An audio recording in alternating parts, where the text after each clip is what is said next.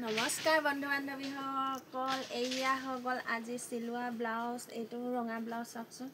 এয়া মই চব ফিটা বনাইছোঁ নিজে কাপোৰৰ পৰাই। এই কাপোৰৰ সৈতে এইডাল বনাইছোঁ, মই সূতা লগাই দিয়া নাই। আৰু এইডালতো এয়া কাপোৰৰ সৈতে বনাইছোঁ। এয়া এনেকুৱা ডিজাইনবোৰ ভাল লাগে দেখিবলৈ। এয়া আৰু এইডাল হৈছে কিনা। তাৰপৰা এইটো ডিজাইন, এইটো লেপেটা ডিজাইন ব্লাউজ। এয়া এইটো লেপেটা ডিজাইন, পিছফালে দুডাল ফিটা লগোৱা। আৰু এতিয়া এইযোৰ কাটিম মই।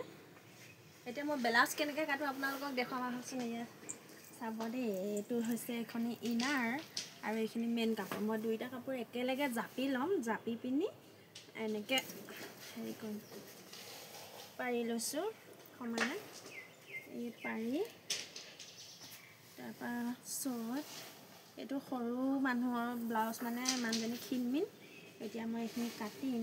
এইটো জোখ লৈছোঁ 8.5। খুলি থৈ আছে 8.5, এইফালে ওচৰ পৰা দেখালে। আৰু এইফালে ল'লোঁ, এইফালে লৈছোঁ মই 14। দেখিছেনে? নিশ্চয় ধৰিব পাৰিছে। এয়া 14ত চিন দি ল'লোঁ। তাৰপৰা এয়া মই ইয়াত চিন দিলোঁ। এয়া চিন দি ল'লোঁ। ইয়াতে এতিয়া মই 3 ভাগত ভাগ কৰিম। 3 ভাগত ভাগ কৰিম মানে এইটো পিঠি চাইড, বেক চাইডটো হয়। এইটো 3 ভাগত ভাগ কৰিলোঁ। আৰু পিঠিখন হৈছে 2.5 ভাগ। পিঠি কাটিং বেছি দিব নালাগে, কমকৈ দিব লাগিব। সেইকাৰণে মই পিঠিখন কমকৈ কাটিছোঁ। বেছি কাটিং পিন্ধিব নিবিচাৰে। এয়া কাটি ল'ম এতিয়া মই। এয়া ক্ষীণমিন মানুহ, বৰ শকত-আবত মানুহ নহয়, সেইটো কাৰণে মই এনেকৈ কৰি ল'লোঁ। 5, এইফালে 3, আকৌ এইফালে মই 1 ইঞ্চি এনেকৈ ল'লোঁ।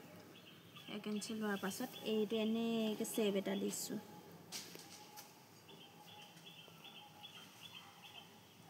এইটো এনেকৈ চেপ এটা দিলোঁ। দেখিলেনে?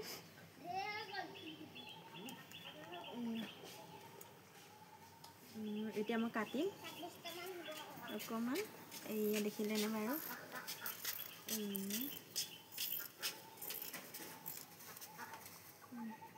সমান কৰি লৈছোঁ এইফালৰখিনি। কিছুমানে মানে আস্তৰ কাপোৰখিনি আগত কাটি লয়, তাৰপিছত মেইন কাপোৰটো কাটে। তেনেকৈ কাটি থাকিলে মানে দেৰি লাগে। সেইকাৰণে মই সোনকালে হোৱাকৈ ভাবি পিনে এনেকৈয়ে মোৰ সুবিধা হয় কাপোৰখিনি। এনেকৈ কাটিলে মানে একদম সমান হয়, কাপোৰ একো নষ্ট নহয়। কটা চিষ্টেমবিলাক এনেকুৱা। এইটো হৈছে বেক চাইড। এইটো কাটি হ'লে মই আপোনালোকক দেখাই থাকিম ব্লাউজটো কি ডিজাইনৰ হয়।